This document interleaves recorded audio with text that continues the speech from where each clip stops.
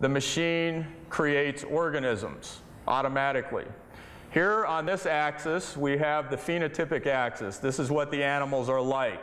Here we have the environmental axis, going in this case from water to land, deep ocean, coral reef, tide pool, shoreline, dry land. Here we're going from a ray fin fish to a coelacanth to various lobe fin fish, one of which here is Acanthostiga, which I just showed you, Ichthyostega, famous more advanced amphibian, and then finally Tularpaton here, which is a full-fledged land-going amphibian. So we're going again, to give you the big picture, from fins to legs here, and we're going from the deep ocean to the dry land here. Now the vertical axis represents decreasing fitness. So if you're high, you die. If you're low, you go. In other words, you live. If you're high, you die. You're up on what I call the peaks of death. And if you're down low in what I call the valley of survival, that means you are fit. You are well adapted to your environment. Now watch how this works. Let's say you're here in phase space. Can you do the three-dimensional math? Okay, what are you? You're a ray fin fish. Okay, you're a fish. Where are you? You're on dry land, so you are dead. You're a fish out of water, so you're dead. You are unfit for your environment. Let's do this one. What are you here? Follow it along. You're a full-fledged amphibian, but you're out in the deep blue sea. So you are dead. You are unfit. Let's do this one. What are you here? You're a ray fin fish in the deep ocean. You're beautifully adapted to your environment. And right here you'd be Tularpaton on dry land, but near a tide pool, so you're doing pretty well here. You're well adapted to your environment. One more here, Acanthostega, that would be right here. You're a primitive amphibian living in a tide pool, trying to make a living in a coral reef. Now, how could he have done that? Let's explain this. Right here, why do we think legs might have evolved underwater? Well, here's the theory. If he was out, so mom here takes a mutation in her sperm or egg cells, and that's a critical point to remember. Let's get all this stuff up here. Okay, the mutations to DNA have to take place in sperm or egg cells, otherwise they won't make it into the next generation.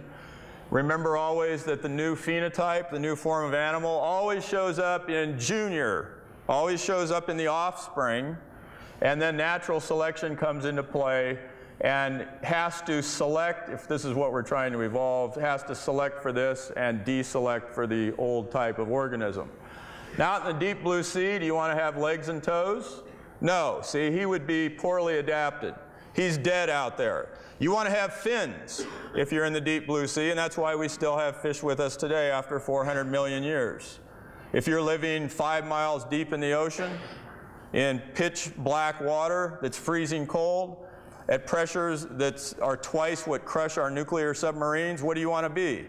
You don't want to be a human. You better hope to God that you're a fish down there. Okay, but here in a coral reef, see the island and so forth? Here in a coral reef, what we think could have happened is this. If you're in a coral reef, there's powerful currents going back and forth. There's algae and so forth. And one thing that you can try to do is to carry out what we would call ambush predation. You remain hidden in the algae or behind rocks and things like that, and then you leap out suddenly with your still fish-like tail and catch fish. Now you can see that if you're still a lobe-fin fish right here, he's going to have a little bit of a hard time carrying out ambush predation because there's powerful currents in a coral reef that are pushing him back and forth, and if he's trying to station keep in some algae, he would have to wave his fins and remain in one place, which is going to give away his location and scare the prey off. But look what he can do. He can do something that no animal has ever done before in evolution. He can hang on to things with his little legs and toes and remain perfectly motionless and then leap out and catch a fish. This is the theory for how Acanthostega may have been selected for and how legs evolved underwater. Okay, now here's an animation of that process. There's a constant chatter of mutation to DNA that's ceaselessly generating new forms of organisms. The environment is constantly changing here. This is constantly changing. Organisms are constantly migrating or getting blown into new environments. These are the random forces which drive evolution. But what happens next now, see, these are random forces. These are random mutations, totally random. Transposons are jumping around in the DNA, moving enhancers around and so forth and so on, creating chaos. Most of it's birth defects. Probably 99.9% of all the mutations are harmful. This is random events here in the environment, plate tectonics, climate, disease, drought, all kinds of things are taking place here. This is random. This is random. But what goes on now in the machine is anything but random. Evolution is not totally random. So let me now, and here, okay, I'm going to press on here and use even some of my time. Okay, now bear with me. I've got to bring up an animation.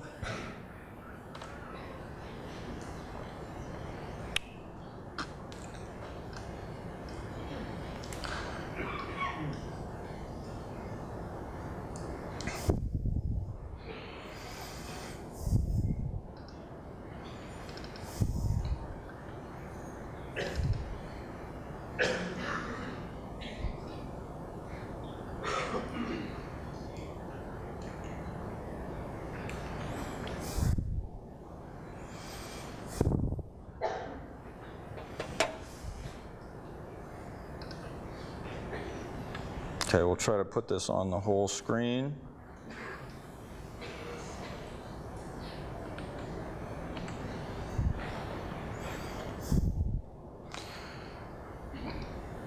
Okay, and here's what takes place in phase space. Each little dot represents a species or an individual, either one.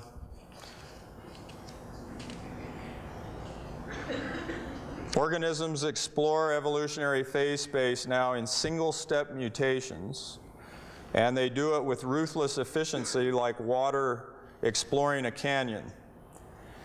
So what's happening here is that we start off here with a fish in the deep blue sea, mutations take place, and then you go to the next phase here in the Valley of Survival.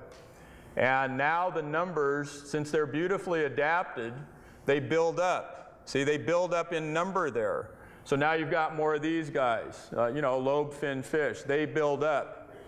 And then there are so many of them. There might be 10 million, 100 million lobe-fin fish in the Pacific or something like that. And now you can do calculations and show that the probability of the next step, the probability of moving the right enhancer in front of the right homeotic homeobox gene or whatever, is not only possible, but it's inevitable. You can prove that it's inevitable that the next mutation will take place. And so now you get the next, you start to invade the next locus. The little yellow arrows represent mutations. So see, it just keeps building up, next mutation, building up, next mutation, building up, next mutation. And so the organisms are tracking or coursing their way through evolutionary phase space like water through a canyon.